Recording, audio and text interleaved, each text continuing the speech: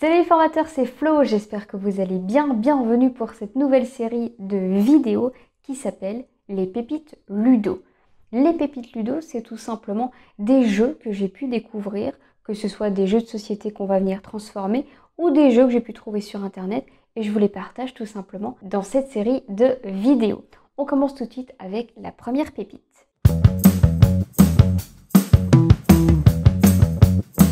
Les bâtonnets de classe virtuelle. Alors ces bâtonnets, on en a parlé lors des réunions avec My Visual Box d'Eric Simon, qui travaille sur la pensée visuelle et il vend 4 boîtes en lien avec la pensée visuelle. Alors moi, vous me connaissez, j'ai tout pris. D'ailleurs, j'ai construit ce bouteille ici pour faire du Kamishibai. J'en parlerai dans une prochaine vidéo. Et lors de ces réunions, on avait parlé des petits bâtonnets qu'on pouvait utiliser en formation présentielle. Et je leur expliquais que de la formation présentielle, moi je n'en faisais plus tellement. Je forme essentiellement en classe virtuelle, donc en distanciel, que ce soit en e-learning ou en synchrone tout simplement. Et je me demandais si ces bâtonnets pouvaient être utilisés. Du coup, j'en ai créé 3 pour commencer. Voilà, ces 3-là. J'ai récupéré vous voyez, des petites fourchettes là qu'on reçoit quand on commande, des petites fourchettes en bois. J'avais du papier, un petit peu de peinture, quelques stylos et j'ai créé ces 3 premiers bâtonnets. Le premier, est-ce que vous avez des questions? Le deuxième, est-ce que tout est ok pour vous? Et le dernier, c'est l'heure de la pause. Donc je les ai testés en classe virtuelle pour voir ce que ça pouvait donner. J'ai un peu zappé celui-ci. J'ai lancé celui-ci. Est-ce que vous avez des questions? Donc ça a fait sourire en fait en classe virtuelle parce que les personnes ne s'y attendaient pas. Elles me regardaient parler, puis d'un coup, il y a un objet qui apparaît. Et celle-ci, évidemment, fait son petit effet puisqu'on propose une pause. Et ça fonctionne toujours très très bien en formation. Ça, je les utilise. Et puis, j'en ai créé d'autres, ici. Ceux-ci, en fait, ont été créés pour donner les différentes activités que j'allais utiliser en classe virtuelle, de l'exposé. Donc là, qui signifie écoutez et prenez des notes, du travail en collectif, du brainstorming, etc. Ceux-ci, je les ai très très peu utilisés. Finalement, je n'y pensais pas, tout simplement. En fait, ça faisait un petit peu trop pour moi, le fait de prendre un objet, de le montrer et en même temps de créer des sous-groupes sur Teams si j'ai besoin de créer des sous-groupes ou d'ouvrir le partage d'écran, ma présentation, ça faisait un petit peu trop de choses à gérer. Donc j'ai limité au minimum. Finalement, ce sont vraiment les 2 seuls que j'utilise. Et Elodie Daniel, dans la dernière boîte de ma Visual Box, elle en a ajouté d'autres, dont je me sers maintenant. Et c'est celle-ci, le temps. Voilà. Alors, il y en avait d'autres dans la boîte, mais moi, j'ai utilisé celle-ci. Alors, avec, on a bien sûr les templates. Moi, j'ajoute un petit peu de couleur parce que je préfère. Et puis, il y avait les petits bâtonnets qui servent pour le barbecue, je pense que c'est ça. Moi, j'ai préféré récupérer des petites fourchettes, comme ça, déjà, je peux placer mon pouce dessus. Ça me permet de mieux le maintenir. Et ici, c'est fort pointu. Et j'avais un petit peu peur de me blesser. Du coup, je l'ai scotché directement au-dessus. Comme ça, j'étais sûre de ne pas me blesser. Mais évidemment, ça, c'est à vous de voir. Et ça, je pense que ça peut être très utile, que ce soit en présentiel ou en distanciel, d'avoir ces petits panneaux comme ça de temps. C'est le moment de poser vos questions, de prendre une pause. Vous allez avoir 5 minutes pour faire ça. Je trouve que ça vient surprendre, on s'y attend pas forcément. Donc pour moi, ça, c'est une belle pépite. Je passe à la deuxième.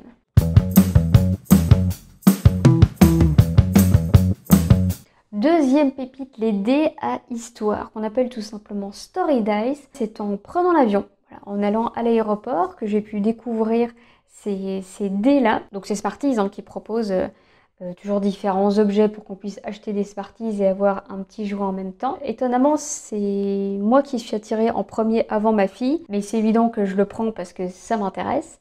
En fait, on reçoit 4 petits dés en bois, donc il n'y a rien dessus. Et il y a une petite planche de stickers où on va venir poser les stickers qu'on veut sur les différents dés. Donc là, c'est assez libre, on fait ce qu'on veut. Et puis comme son nom l'indique, eh bien, on va raconter des histoires. Donc on lance les 4 dés, on va tomber sur 4 images. Et à nous de raconter une histoire. C'est simple et efficace. Ce qui me manque un tout petit peu avec les dés Smarties, c'est qu'il n'y a que 4 dés, donc je trouve que c'est assez restreint. Enfin, en tout cas, on va raconter une histoire très rapidement. Voilà, je trouve que ça manquait un petit peu.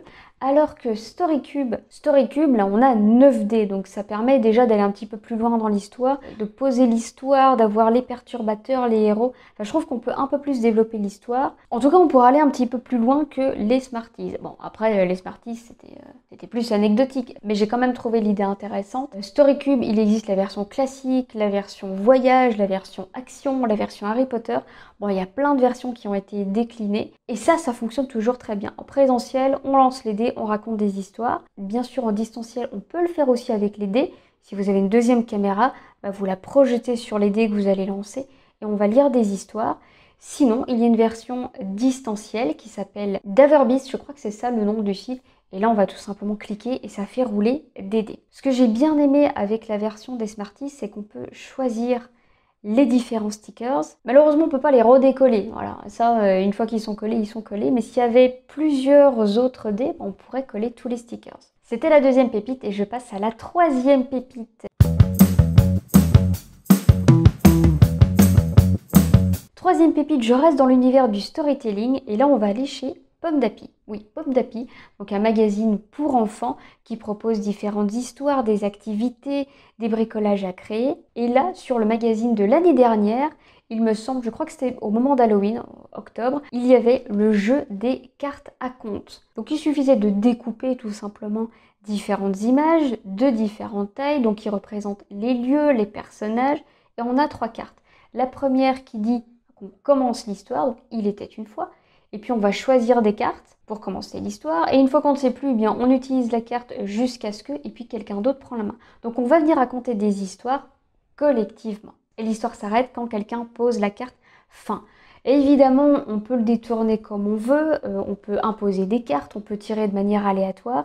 Je trouve que ce jeu, il est bien fait, il est simple. Oui, c'est pour des enfants, mais on peut très bien l'utiliser pour des adultes, tout simplement pour développer notre créativité, apprendre à raconter des histoires, comment je commence, à quel moment il y a un perturbateur, qu'est-ce qu'il y a comme perturbateur, est-ce que je mets un héros, est-ce que ça se finit à la Walt Disney, est-ce que ça se finit brutalement, de manière dramatique. Là, j'ai envie de dire, à vous de choisir les bonnes cartes. Donc, je vais vous en parler parce que je trouve ça vraiment intéressant. Voilà, vous voyez, simplement dans des magazines pour enfants, on peut trouver des choses qu'on peut utiliser dans la formation professionnelle. Oui, bien sûr qu'on peut l'adapter ou carrément utiliser ces mêmes cartes. Si vous trouvez que c'est un petit peu trop infantilisant, bien à vous de les modifier. Je vais reprendre cette mécanique, je vais aller chercher des photos de lieux, je vais aller chercher des personnages. On va reprendre simplement la même thématique, il était une fois jusqu'à ce que et fin, mais je vais aller chercher des images qui parlent plus à des adultes. Et ça y est, vous avez votre jeu. Ce qui m'emmène à la dernière pépite.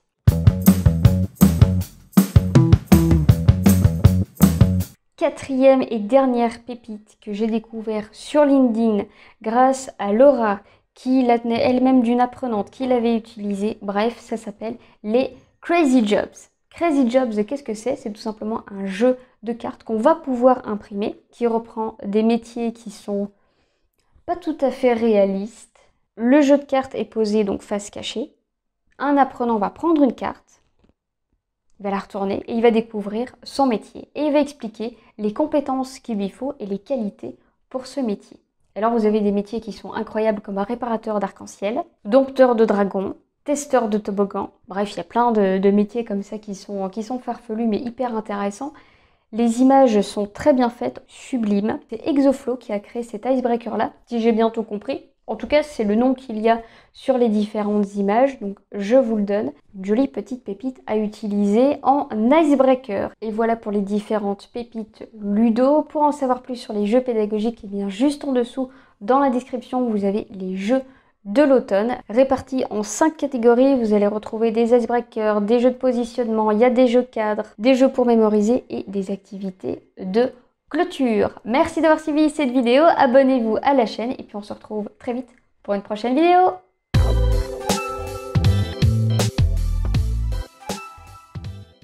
J'étais vraiment sur du... Vous pouvez créer nos propres histoires avec des comment dire, comment ça s'appelle déjà? Ou encore chirurgien d'ours en peluche. Ah putain, on peut pas le dire celui-là. Dont je ne me souviens plus. Il faut mes lunettes parce que je ne vois plus. Je n'ai plus de visuel. Qui êtes-vous?